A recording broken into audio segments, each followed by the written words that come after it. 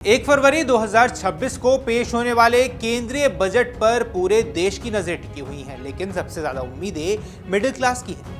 हर साल की तरह इस बार भी आम वेतनभोगी करदाताओं को उम्मीद है कि सरकार टैक्स बोझ कम करने के लिए कुछ राहत भरे कदम उठाएगी। इन्हीं संभावनाओं के बीच एक शब्द सबसे ज्यादा चर्चा में है, स्टैंडर्ड डिडक्शन।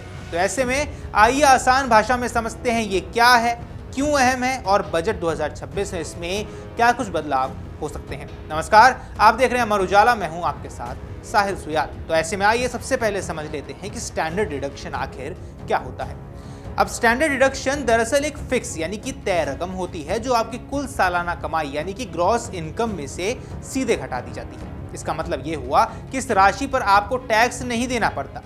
उदाहरण के तौर पर अगर आपकी सालाना सैलरी 10 लाख है और स्टैंडर्ड डिडक्शन 75,000 है, तो टैक्स की गणना 10 लाख पर नहीं बल्कि 9.25 लाख पर होगी। यानी ये एक सीधी और बिना कागजी झंझट वाली राहत है।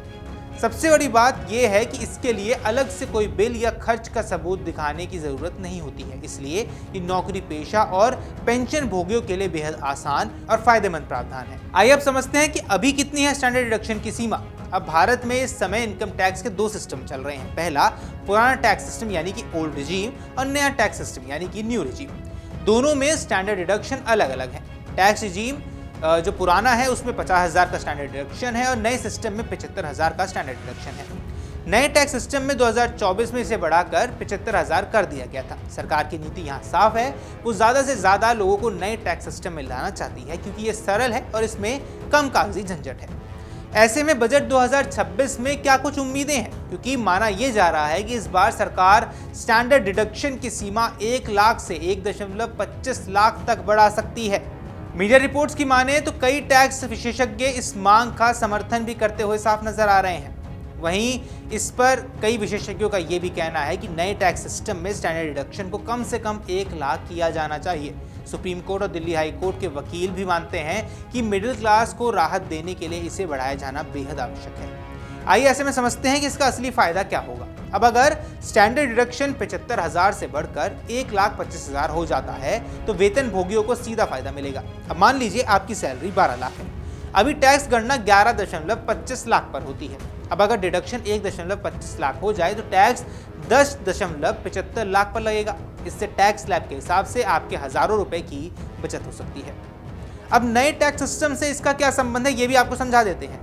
सरकार इस समय नए टैक्स सिस्टम को बढ़ावा दे रही है। पिछले साल ही सरकार ने 12 लाख तक की आय को टैक्स फ्री कर दिया था। नौकरी पेशा लोगों के लिए यह सीमा 12.75 लाख तक पहुंच जाती है क्योंकि उन्हें 75,000 का स्टैंडर्ड डिडक्शन मिलता है। अगर ये डिडक्शन बढ़ाया जाता है तो टैक्स फ्री आय की प्रभावी सीमा और बढ़ जाएगी। इससे नए सिस्टम को अपनाने का आकर्षण और ज्यादा बढ़ सकता है।